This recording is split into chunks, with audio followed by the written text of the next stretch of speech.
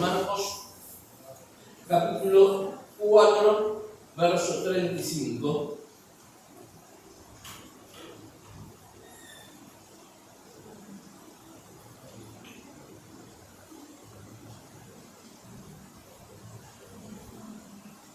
Dice mi Biblia: Jesús calma la tempestad, ¿no? Y vamos a hablar un poquito en esta noche acerca de las tormentas, ¿no? Las tormentas que por eso nos levantan en la vida y el propósito que tiene la tormenta. El día miércoles pasado fui a una charla informativa de coaching ontológico. Este año, junto con psicología social, arranco a estudiar coaching ontológico. Y mientras estábamos estudiando, estábamos en una charla que duró más de 90 minutos, no acerca de la propuesta educativa, qué era el coaching ontológico, cómo íbamos a estudiar, de qué se trataba y todo lo demás, ¿no? La persona que se presenta, que estaba hablando, que era el encargado, dice: mira, yo soy un humilde servidor, y empieza a presentarse, ¿no? Pero después que él se presenta y estamos en la charla, él nos cuenta que es ingeniero en electromecánica, que una de las coaching que están ahí es abogada, ¿no? Personas que tienen un título, pero que están ejerciendo en otras cosas que tienen que ver con el coaching ontológico. Pero una de las cosas que me quedó muy grabada, ¿no? Porque empezamos a charlar entre todo el grupo, un grupo de 25 o 30 personas, ¿no? Y la mayoría eran profesionales, o eran emprendedores, o tenían que ver con todo lo que estábamos ahí, trabajábamos de una u otra manera con gente, con mucha gente.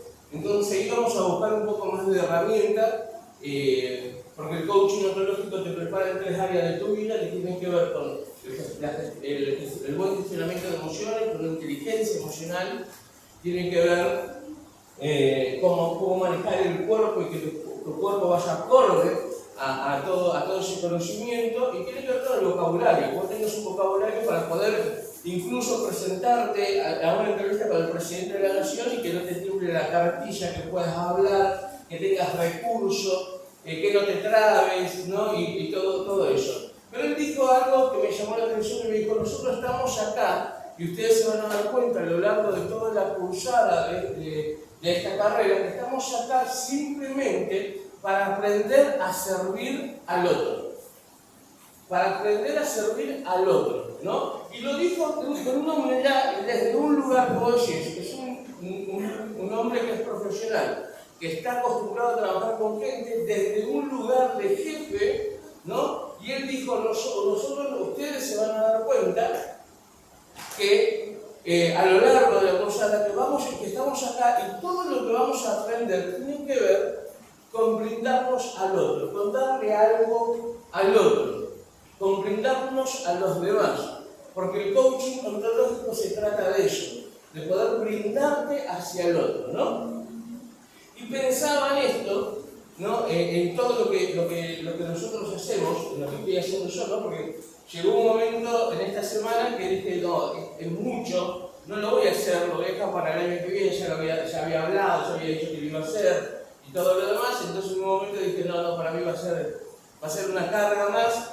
Pero después, cuando la seguridad, ¿no? que vino a mi vida y que trajo pasos, fue cuando escucho decir: nosotros vamos a dar cuenta que todo lo que aprendamos no es para volcarnos en el otro. Ahora, ¿cuántas cosas hemos aprendido? ¿Cuántas vivencias hemos tenido?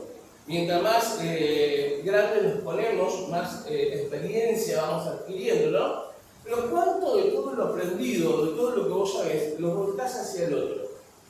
Volcás tu conocimiento, tu saber, tu entrega, lo volcás hacia el otro, hacia el prójimo, ¿no? ¿Qué es lo que vas a dejar? Pensaba un poco en Marcela. Había hablado con el pastor, con Nicolás Ferreira, con Martín, porque anoche fue la hija de Marcelina a la campaña, con la nieta de Marcelina, ¿no? Y llevaron una remera de Marcela, una remera roja, que se había hecho para una reunión celular, que la remera decía: Dios es fiel. Hoy Laura me decía que una de las nietas decía que era la remera preferida de Marcela. La llevaron para que Nicolás orara, ¿no? Oró por Nico por la remera, y llegaron a la casa anoche, y cuando le pusieron la remera, ¿no? Estaba Marcela y a los 15, 20 minutos, después que se lo pusieron, Marcela partió con el Señor, ¿no? Y hoy nos reíamos un poco porque Martín le decía a Nico, nunca más oré por los suplentes, porque vas a orar y se va a morir la gente, ¿no? Pero, y nos reíamos eso, pero qué importante, porque mientras hablaba esto, ¿no? Y hablaba con Laura, porque yo estaba en el trabajo, Laura me decía que tuvo un tiempo para poder charlar con las nietas, con el legado de Marcela. Y todos, de una u otra manera, hablaban de algo de lo que ella les dejó. Un legado. Algo en lo cual ella se brindó. No sé si ustedes se acuerdan, pero ella cada vez que venía acá, pedía oración constantemente por su hija, por sus nietos, sus nietas, ¿no? Era la carga que siempre llevaba en su corazón. Era lo que, y al mismo tiempo se brindaba hacia el otro. Yo no me voy a olvidar nunca de Marcela. Yo llegaba acá y lo primero que ella me decía, Juancito, porque ella no me decía Juan, ella me decía Juancito, ¿no? Y yo no era su pastor, pero ella me decía, Juancito, vos sos mi pastor. Vos sos mi pastor, ¿no? Y me abrazaba. Y el cariño que le brindó a mis hijos, cómo se volcó hacia mis hijos. Era como una abuela más para ellos, ¿no? Y tiene que ver, volvemos a repetir, con el legado. Porque a veces nosotros nos detenemos en la tormenta. Nos detenemos a pensar, y ahora voy a hablar un poco de esto, ¿no? Pero quiero hacer esta introducción, porque a veces nosotros nos detenemos simplemente en la tormenta. ¿Por qué estoy sufriendo esta tormenta? ¿Por qué estoy pasando por este proceso, no? Y todas las tormentas de la vida que Dios nos pone, o circunstancias de la vida, tienen que ver con el otro, con el prójimo. Tienen que ver con volcar tu conocimiento hacia el otro. Estos días estuvimos de campaña, hemos vivido una campaña gloriosa. No vamos a olvidar jamás de esta campaña, ¿no? Yo ayer venía con el colectivo y yo le decía a Laura, le digo, tengo la mandíbula cansada de orar por la gente, de hablar tanto, ¿no? De tanto en el sentido de hablar, orando por las personas. Y vos me preguntás, y digo, yo tenía ganas de ir, estaba cansado, estaba trabajando, salí todos los días, salía, llegaba a casa, me cambiaba y a los 5 minutos estaba tomando el colectivo, estábamos tomando mate arriba del colectivo, merendando arriba del colectivo, llegábamos y una cuestión el día jueves, el que no fue se lo perdió, un espectáculo de la lluvia. Me imagínate, yo le digo a Marcela, que estaba encargada de intercesión y liberación, vamos a juntarnos con los intercesores y vamos a orar, ¿no? Se venía la tormenta. Y empezamos a orar y se arregló, pero con todo eso no oramos más. Pero experiencias que vos decís, volcarte hacia el otro. Justo en estos días, el día jueves 23, el cumpleaños de Ciro, se cumplieron 6 años que partí con el señor Mati. No sé si se acuerdan ustedes, ¿no? Estábamos en un campamento, viernes 23, estábamos en un campamento de héroes de la fe, que se llamaba, y yo me acordaba todos estos días, no me venía acordando, porque Facebook me hizo recordar una petición que yo había puesto justo en ese tiempo que él estaba mal, estaba peleando por su vida, y me acordaba del regalo, ¿no? De lo que uno deja. Porque yo me acuerdo una vez que yo le dije a Mati acá, estaba tocando el teclado, y digo, Mati, ¿cómo me gusta ministrar con vos? Porque ahí le digo, yo siento que hay una conexión que entendés el espíritu, ¿no? Que vos estás tocando y entendés qué es lo que queremos hacer y es tan fácil ministrar, es tan fácil adorar a Dios, ¿no? Mientras él tocaba el teclado acá. Y yo me acuerdo en una de las últimas charlas que habíamos tenido acá, porque yo tampoco era el pastor de él, pero él me decía, Gordo, vos sos mi pastor, me decía, ¿no? Y en una de las charlas que había tenido con él estaba estudiando canto lírico en Rosario, ¿no? Tenía sus pulmones hechos pedazos por su enfermedad, tenía un pulmón ya totalmente atrofiado y el otro le funcionó un 40%. Y él me decía esto, hay una técnica en canto lírico que la profesora nos hace poner contra la pared y nos hace gritar entonando, ¿no? Es como, entonces la técnica era sacar lo que uno tiene adentro en un grito, pero que ese grito se escuche bien, no como un grito, sino que sea un grito que entone. Entonces yo lo hacía y me decía, y mi profesora me decía que yo llego a notas que una persona normal, con los pulmones sanos, no podría llegar, ¿no? Me decía él. Y eso tiene que ver con cuando hablábamos, tiene que ver porque en esa desesperación, cuando él que gritaba, trataba de adorar o de acercarse a Dios de una u otra manera, ¿no? Y es un legado que deja, es un legado. Hoy podemos recordarlo, yo tengo miles de anécdotas con Matías, pero muchísimas, que hemos vivido, que hemos experimentado cuando lo llevábamos a Parque Norte, cuando salíamos a evangelizar, cuando se enamoraba, yo que se enamoraba y se ampliaba el mundo, ¿no? Pero tantas cosas, pero tiene que ver, si hay algo que yo rescato de la vida de Matías, tiene que ver con el legado que él dejó. Él dejó la vara muy alta en la adoración.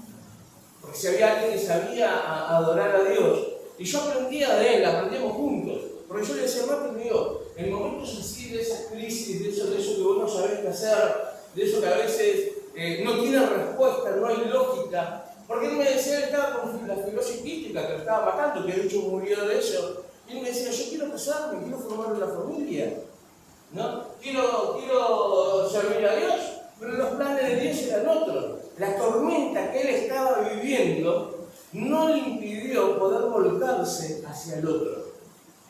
No impidió que él pudiera entender, incluso aunque a veces era incomprensible para todo lo que estábamos alrededor, que pudiera entender que había un propósito de Dios detrás de todo eso, ¿no? Y a veces nosotros no entendemos que todo lo que nos pasa tiene que ver y gira alrededor de otros, no de nosotros. No de nosotros, no de vos. A veces con la tormenta que vos estás haciendo, porque vos ponete a pensar qué pasaría si desistís en medio de la tormenta.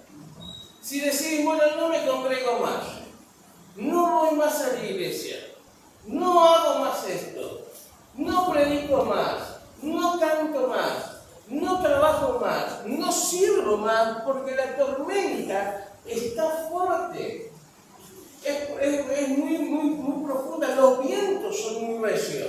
¿Qué pasa con el resto? ¿Qué pasa con lo que te sigue? Yo veía a uno de mis hijos en la campaña postrado, no el primero, el segundo día, yo estoy perdido en tiempo y espacio, ¿no?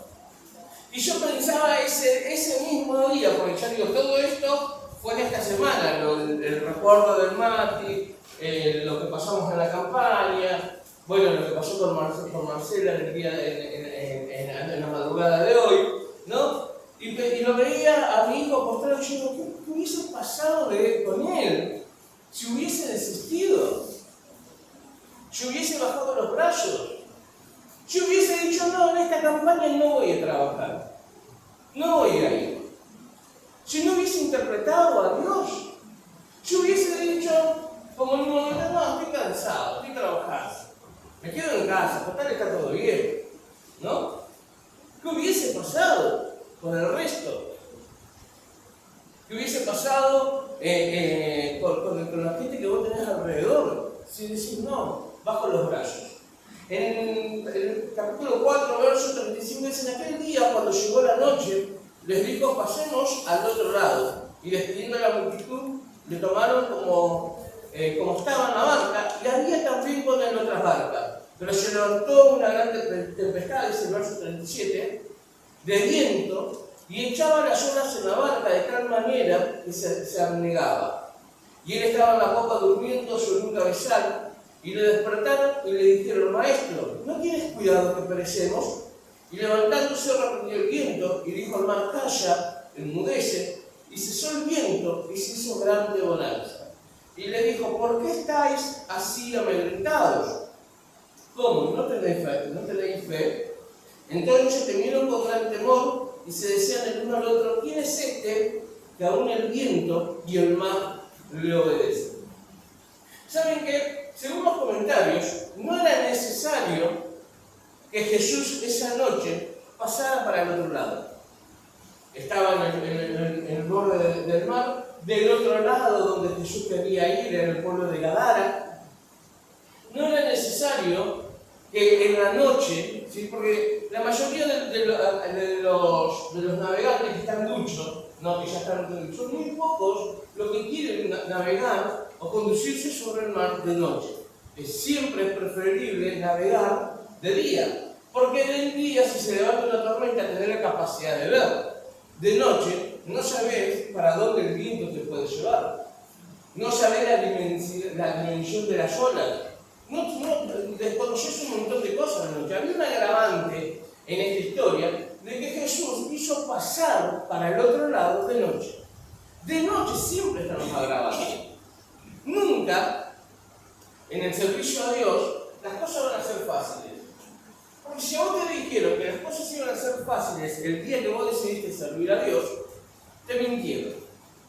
Nada va a ser fácil. Te vas a cansar, te vas a enojar con el otro, vas a renegar, el otro te va a pulir, ¿sí? Vas a pulirte porque el otro es más áspero que vos, entonces va a tratar de pulirte.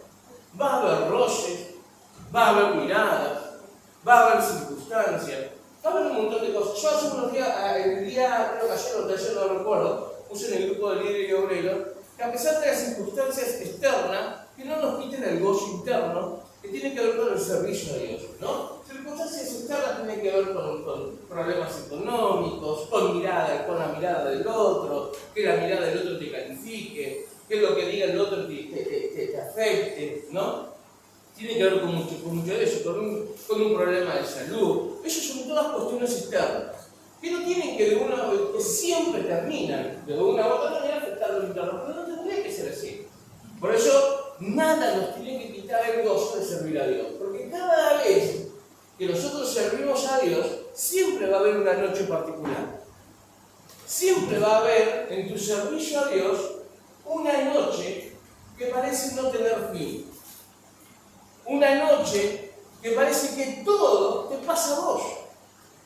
Una noche que no tendría fin cuando vos decís, ¿para qué vine? ¿Para qué vine? ¿O para qué hablé? ¿O para qué hice esto? Siempre va a haber una noche, y hablo esto porque hoy están todos los que están acá, son personas que de una u otra manera están trabajando dentro del servicio, ¿no?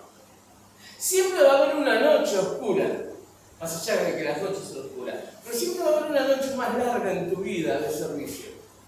A veces van a haber varias noches consecutivas, y a veces va a ser simplemente una que vino para instalarse y quedarse y mostrarte que en ese momento más oscuro de la noche es donde la tormenta se levanta, donde Jesús viaja en tu barca, pero Jesús está dormido, donde Jesús sabe a dónde vas, pero vos no entendés todavía el propósito de ese viaje. Porque yo me imagino que los discípulos que estaban en la barca con Jesús, viendo la tempestad, los vientos y que la barca se hundía, y Jesús durmiendo, más de uno le debe haber susurrado al otro, ¿por qué le hicimos caso? ¿Por qué nos subimos a esta barca? ¿Por qué no le dijimos, vamos mañana, esperemos hasta amanezca? ¿Por qué no encima está durmiendo? ¿Por qué subí? ¿Para qué? Mira, a mí me pasó una vez, nos fuimos con mi papá a la isla, y estaba medio, no mi papá, mirá, porque así también está medio. Pero estábamos en el coso, ¿no? Y saben que yo era chico, y cuando nadie lo acompañaba, ahí me llevaba a mí para todos lados. Entonces un día que había conseguido una canoa, nos subimos a la canoa, y cuando íbamos cruzando el arroyo, veo que empieza a entrar agua, ¿no? Y quiero ponerme un palito y seguía entrando, y quiero poner un palito más grueso y seguía entrando, y puse un dedo y seguía entrando. Entonces internamente, no mientras mi papá remaba, porque en ese tiempo no tenía motor, ¿no? Y mientras remaba, yo internamente decía, ¿para qué vine? ¿Por qué no me quedé en casa? ¿Para qué seguía este loco? ¿No? Un día, me acuerdo, que ese día sí estaba medio, ¿no? Estábamos pescando y yo quedé dormido en el medio de la laguna, y yo me quedé toda la noche, aparte de cuidarlo, pescando,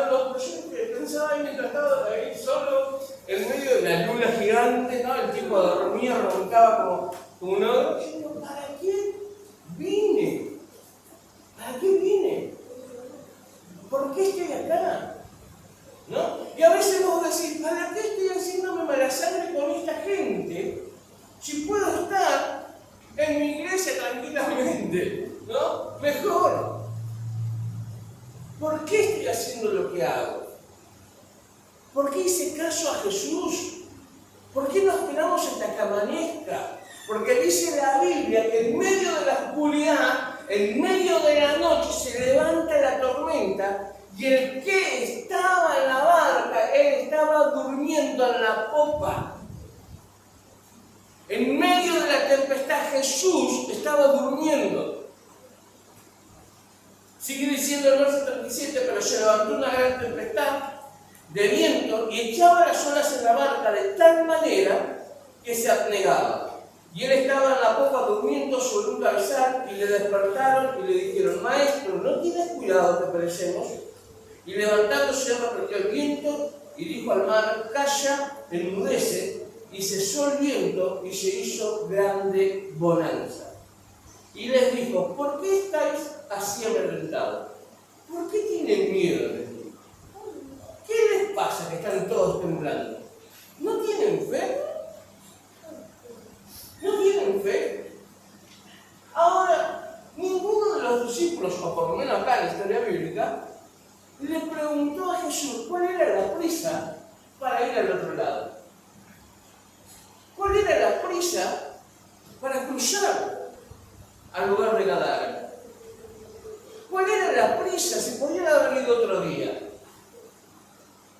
Podrían haber venido el día al amanecer, cuando ya la tormenta había cesado. Podía llegar en otro momento. Ahora, bueno, en más de una ocasión yo le pregunté al Señor, ¿por qué hago lo que hago? Hay una canción, cuando estaba en el instituto, de Marcos Witt, que tiene que ver cuando la canción la hizo, ¿no? Un día que se encontró, había terminado un concierto, llega al hotel, y dice que él se sienta y le pregunta a Dios, ¿por qué estaba haciendo lo que hacía? ¿Por qué hago lo que hago? Extraño a mi familia, estoy lejos de mi ciudad, extraño a mis hijos, decía él, ¿no? Y empieza a cantar una canción que tiene que ver cuando dice cuando las luces se apagan, cuando ya está la soledad de la noche, cuando ya no hay nadie, cuando ya no hay aplausos, cuando no hay nadie que está ahí alentando, ¿no? No hay donde uno se sienta y empieza a meditar. ¿Por qué hago lo que hago? ¿Por qué estás acá hoy?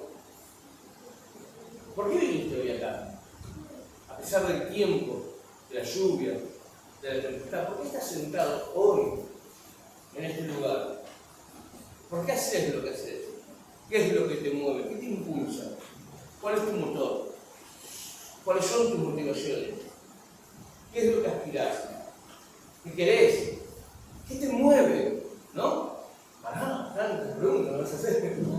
Empecemos por la primera. ¿Qué te lleva a vos hoy a servir a Dios? Los aplausos. Los aplausos son temporales, ¿eh? Los aplausos un día van a estar y otro día no. ¿Cuál es la motivación de brindarte a Dios? De darle todo a Dios.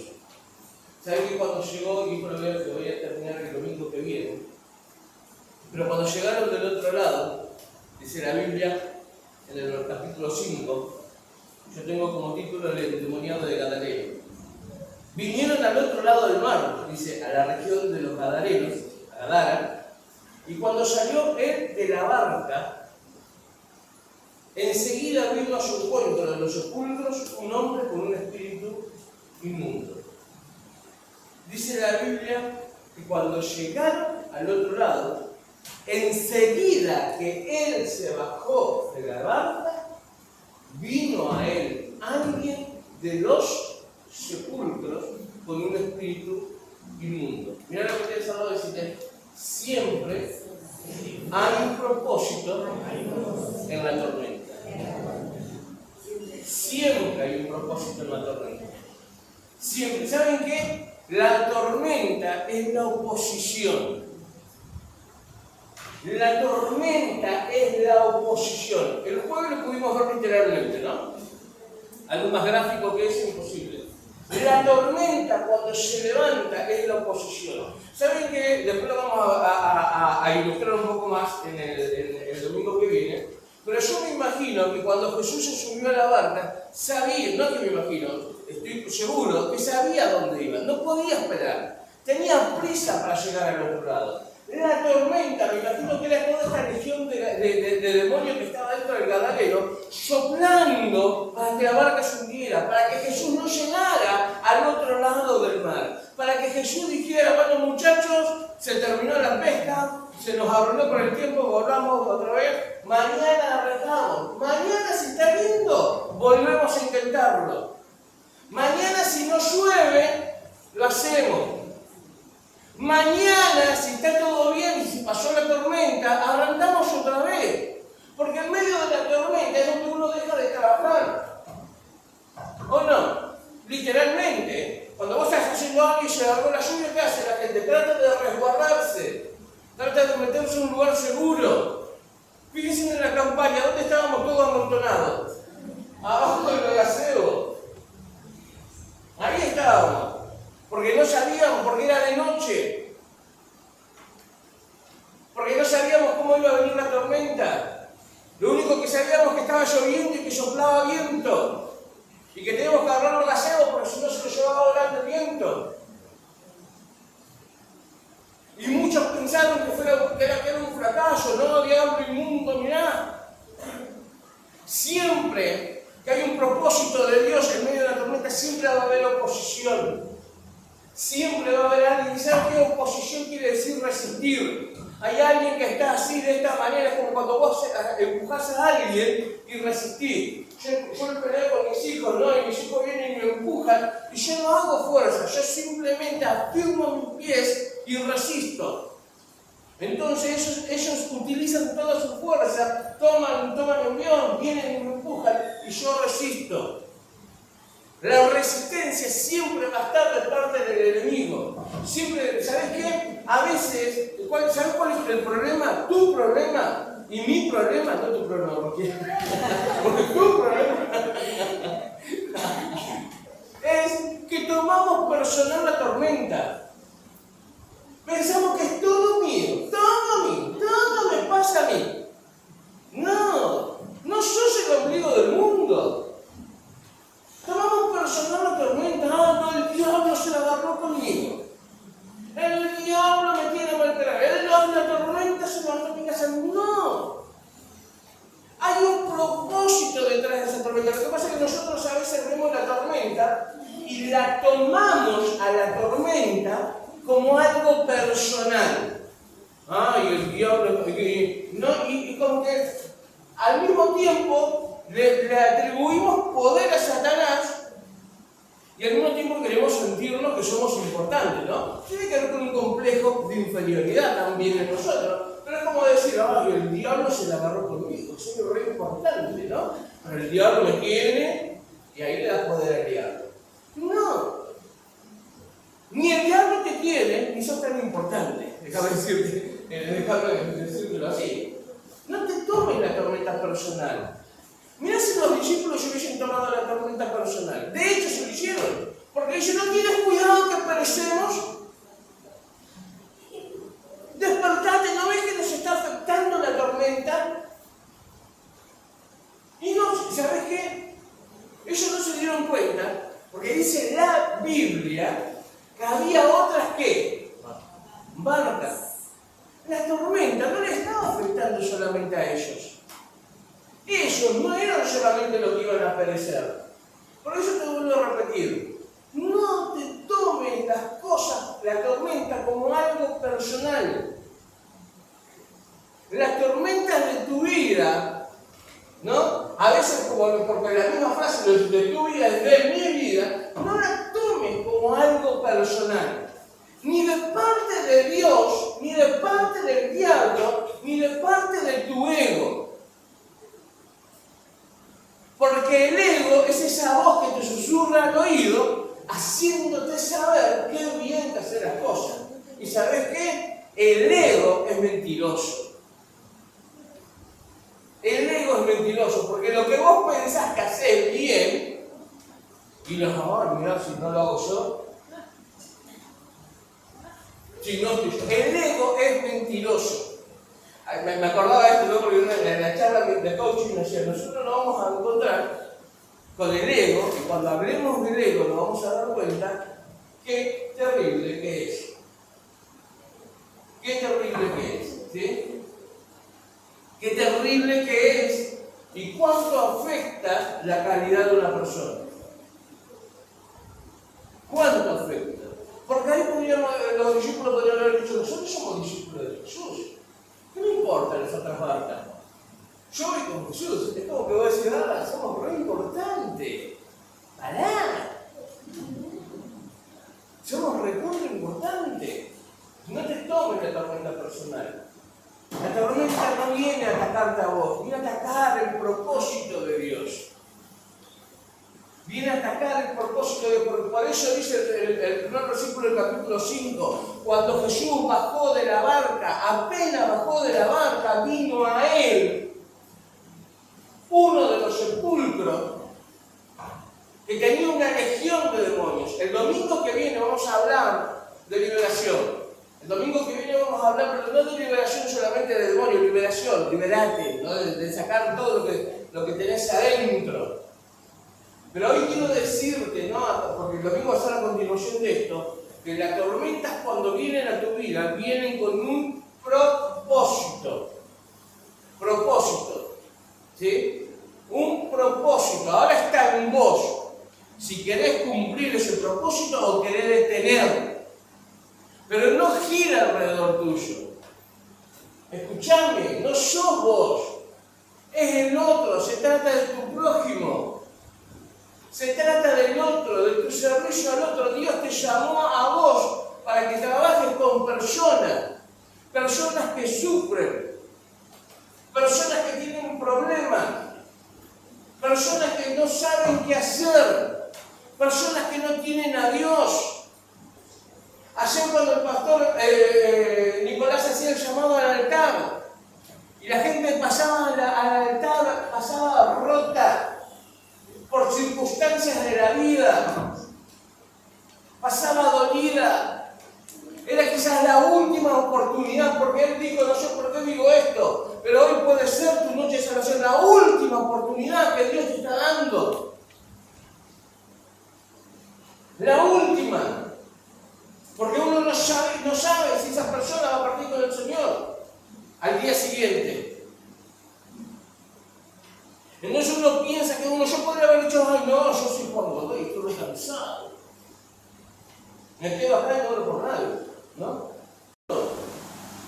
Se trata del otro, de tu servicio a Dios que involucra a otro, porque Dios te llamó a vos y a mí a trabajar con gente, a poner y disponer tu vida, tu servicio, tu talento, tu capacidad en beneficio del otro, a soportar la tormenta para que otro pueda ser libre, a entender que en medio de la medianoche de tu dolor y de tu quebranto se va a levantar una tormenta, pero no es por vos, no la tomes personal. Mirá si todas las cosas que nos pasan lo tomaríamos personal. No disfrutamos nada. No disfrutaríamos nada. A veces pensamos que todo a mí. Vengo y golpeo, ¿no? Como si fuésemos un saco de arena donde todo se descarga. Y no somos eso. No nos tomemos. A veces, por eso la Biblia cuando habla del ego, dice que uno no tenga mayor estima, ni mucha estima ni muy poca, sino sea equilibrado. No pensés tanto de vos, pero tampoco te estés abajo. Tenés sos grosso, pero hasta por ahí. Ahí, claro. No sos tan grosso. Sos usado por Dios. Sí, ponele. Pero para que la gloria de Dios se manifieste en tu vida y para que otros puedan ser alumbrados. para que otros conozcan el camino, para que otros puedan entender la verdad del Evangelio. Yo, si hay algo por que por favor, el domingo seguimos.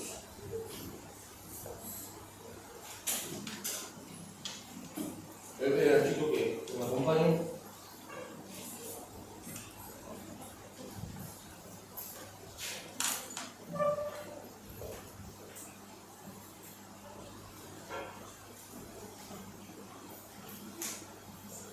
En la primera salida evangelística que hicimos en la escalinata, alguien habló a una chica, yo ni la vi a la chica en la escalinata. Yo me acuerdo de Diego, que hoy no vino, pero que me acuerdo de él, me acuerdo de la chica que fue Laura y Melina a orar. Pero alguien habló a una chica, se la fue a visitar, fue Jane y Nancy a visitarla. Y esa chica se congregaba acá. Yo no acordaba el nombre, pero se congregaba cuando era muy chiquitita venía a la escuela bíblica, la tarea de la maestra. ¿Saben qué? En la segunda salida evangelística, cuando yo me pongo a hablar con ella, le digo, sí, ahora sí me acuerdo. Me acuerdo de vos que venía con dos niñitas más, y una gordita, le dije, yo también venía también con ella. Pero sí me acuerdo, le digo yo. Entonces ella me dice, yo me acuerdo, dice, cuando yo venía a la iglesia, que había una mujer que siempre me ponía la mano en la cabeza y me oraba, me dice. ¿No? Una vida desastrosa, terrible. 22 años, llegó su mamá tiene 35, ella tiene 22, su mamá tiene 35. En silla de ruedas con una CB. Y ella me dice, y me acuerdo de otra señora, de Sul Macano, ¿sí? que vivía acá por más cosas. Ella me llevaba a la casa, me dice, y me bañaba, me hacía bañar a mí, a mi hermano, nos daba comida y nos daba ropa. ¿No? Ella era cuando me explicó dónde vivía y todo el demás, me acordé. Acciones que marcan la vida. Una vida desastrosa, caótica, terrible ha vivido esta chica. Pero lo que le quedó grabado en la memoria de una iglesia evangélica, de una mujer que la llevaba a la casa, le daba de comer, le hacía bañar a ella y a su hermano. Y de otra mujer que cuando venía acá, le ponía la mano en la cabeza y lloraba, dice ella. El día jueves se encontró con esa mujer que era Noelia la comba, ¿no? Se encontró con ella. Y vos decís, tiene que ver con el otro. Tiene que ver con el servicio al otro. Y vos fuiste quizás ese día a hacer evangelismo y no te diste cuenta de lo que afectó la vida. Un chico Kevin, en la segunda salida evangelística, mientras los chicos estaban haciendo la obra, él estaba llorando. Algo de esa obra que transmitieron a la gente que lo hizo, tenía que ver con el Espíritu Santo, impactó el corazón de la vida de este chico. Un chico mormón. Tiene su conocimiento equivocado. Pero a través de una obra de teatro, algo le impactó. Algo impactó en su vida. Que lo modificó, que lo movió su parte más íntima. Y vos decís, ¿dos seres hay en mí? ¿Cuántas veces la vimos? ¿Cuántas veces hicieron esa obra? La otra obra que hicieron después que ni siquiera me acuerdo el nombre, ¿cuántas veces la vimos? E impactó una vida. Vos decís, cantamos casi a capela porque se escuchaba mucho. Pero la música y la canción la trajo Elena. Elena vino porque se conmovió con la canción. Y ella dijo, yo sentí la canción y salí de las penumbras, saqué de atrás de los autos. Y yo la vi, Yo la vi cuando ella venía hacia donde estábamos nosotros.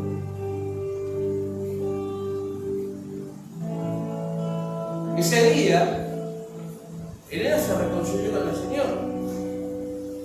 Y la idea era llevar la iglesia a la calle. ¿Saben qué? Yo me acerco a Elena, ¿no? Elena estaba hablando Marisol y Elsa, ¿no? La idea era llevar la iglesia a la calle, en medio corazón de la Plaza Sarmiento, ¿no? Pero cuando yo me acerco, la veo a Elena que estaba como media como dándose, media loquita, y la escucho a él salir creo que él se tiene una vocecita muy particular, boca de carro, ¿no? Así, y en medio del corazón de la plaza en la que yo veía que la gente pasaba, había una familia con un asiento al lado, y ella, la iglesia en la calle. Pero saben que fue tan certera la mayor Teresa, tan certera en lo que estaba orando. ¿Saben que cuando yo me acerco a Elena me dice, yo soy poseída por el espíritu de compasión? Si se manifiesta, y cuando usted se acercó, yo no lo veía a usted que venía, pero sabía que se acercaba. Y la bicha me tenía de los pies. Si se llegaba a manifestar, me dijo, no quedaba ninguno acá. Entonces, que se manifieste, que salga lo que tenga que salir. Total, de última, llevábamos curita, que estábamos hablando, lo curábamos ahí. Pero la iglesia me dejó decir, qué pavada que fue lo que hicimos, ¿no? Pero impactó tanto a la gente. Diego, el que se convirtió en la primera serie evangelística, en la segunda nos acompañó en el evangelismo. El viernes, sábado, llevó a su abuela en el colectivo, en la campaña. La llevó a su abuela. Porque lo que él experimentó, quería que otros también lo experimenten. Las tormentas no se trata de vos. La tormenta habla del propósito que hay después. Jesús se subió a la barca a la noche, cuando podía haberse subido en cualquier otro horario, pero le era necesario llegar al otro lado, porque cuando los vientos se calmaron, la tempestad cesó, se hizo gran bonanza, pudieron llegar al otro lado, e inmediatamente cuando puso un pie debajo de la barca, llegó hacia él corriendo un endemoniado que venía de los sepulcros, del lugar de muerte, donde habitan los muertos, desde ese lugar venía. El domingo vamos a hablar de quién era, vamos a hablar de cómo se llamaba, vamos a hablar de su familia, vamos a hablar de lo que hizo Jesús, vamos a hablar de lo que le pasó, vamos a hablar de su identidad. Pero hoy quiero hablarte de la tormenta. Siempre va a haber resistencia cuando Dios te dice, vamos para el otro lado. Siempre va a haber una resistencia cuando Dios te dice, mira, yo te llamé. Siempre, yo soy un renegón de nacimiento. Y mi esposa lo sabe. No, a mí me encanta renegar. Si el día está lindo, feo, nublado, lluvioso, voy a renegar igual. Si hay un sol gigante, capaz que reniego igual, ¿no? Siempre tengo un problema con la perfección, ¿no? Me gusta que todo esté equilibrado, todo tenga un equilibrio natural y donde se equilibró un poquito, me desequilibré yo también, ¿no? Y siempre renegué con Dios. Así como reniego por todo, reniego con Dios. Siempre, pero ¿por qué? ¿Por qué aquello? Hasta que entendí que la tormenta no se trata de mí. No soy tan importante. Se trata del otro. El otro, el que sufre, el que realmente la está pasando mal. ¿Saben que hay algo que a mí me llamó terriblemente la atención? Y que conmovió mi corazón de tal manera que lo hablé con mi esposa. Porque cuando esta chica que yo lo llevó a su mamá, había conseguido dinero para comprarle un choripán. Estaba lloviendo. Su mamá tenía complicaciones de salud, pero en ningún momento soltó el choripán. ¿Y saben qué me llamó la atención? La desesperación con que lo comía. Porque eso, ¿saben qué significa? Que en más de oración pasó hambre, que tenía hambre. Tenía hambre. Me conmovió personalmente. ¿Saben qué? No vi la lluvia, no vi que estaba mojada, no vi la situación, vi con la desesperación y comí ese choripán. Y cuando empiezo a indagar, a conocer su historia, tenía hambre. Hambre. Porque cuando uno come con esa desesperación, es porque en más de una ocasión se fue a dormir sin nada en el estómago. Sin nada. La gente está así de hambrienta. ¿Saben que cuando yo la vi? El Señor habló tan profundo en mi corazón, tan profundo. Porque yo a veces le digo a mi esposa, digo, ¿por qué no me vos lo que yo veo a veces? Porque cuando yo la vi, el Espíritu Santo habló en mi corazón y me dijo, así está la gente, hambrienta, hambrienta. Por eso cuando salimos a hacer evangelismo, la gente abre su corazón. Hace unos días atrás me senté con mi esposa y le dije, la voz, estoy cansado de escuchar gente. No gente, estoy cansado de escuchar problemas de la gente. Bienvenido al club, me dijo, porque para eso Dios te llamó. Para eso Dios te llamó.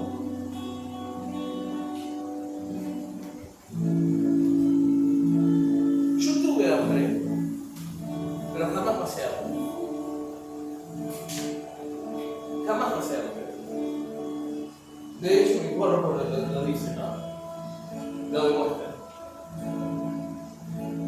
No, hoy no quiero tocar tus emociones, hoy quiero tocar tu espíritu. Pero cuando una gente, como esta mujer, se van a dormir con hambre. Con hambre. Yo cuando llovió, yo me levanté y decía, llovió el día que vino ella, que podía recibir su milagro. Y era el único día que iba a poder ir, porque no tenía más plata para dormir, para venir de dólares, ¿no? Para dólares hasta acá, para tomar el colectivo. Y a veces nosotros nos preocupamos por pavadas. Por pavadas. Hoy hablaba con otra persona, hablaba con mi esposa. Yo a veces trabajo, pero trabajo más en el trabajo con la iglesia que en el trabajo, ¿no? Y yo digo, a veces nos preocupamos tanto sin sentido, sin sentido, y nos olvidamos del otro. Ahora te vuelvo a preguntar, ¿por qué haces lo que haces?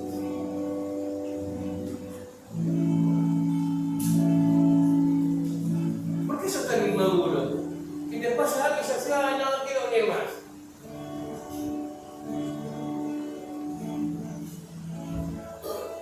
¿Por qué pensás que la tormenta es para vos?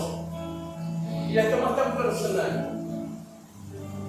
Si el otro que Dios usó para esa tormenta está pasando una tormenta peor que la tuya.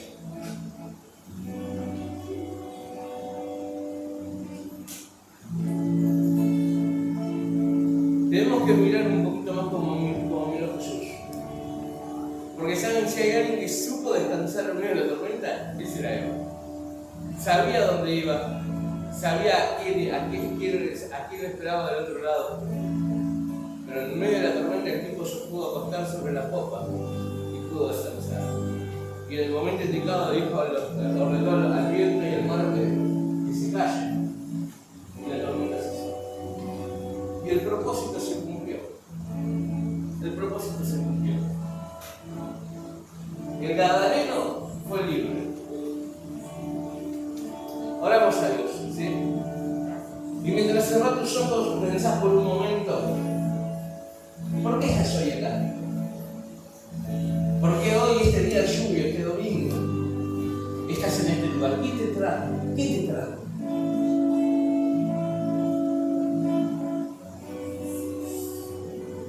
Y si tu inmadurez no te dejó ver el otro, el sufrimiento del otro, pedirle perdón a Dios. Si en algún momento tomaste la tormenta como personal y no pudiste interpretar que del otro lado te esperaba alguien, pedirle perdón al Señor.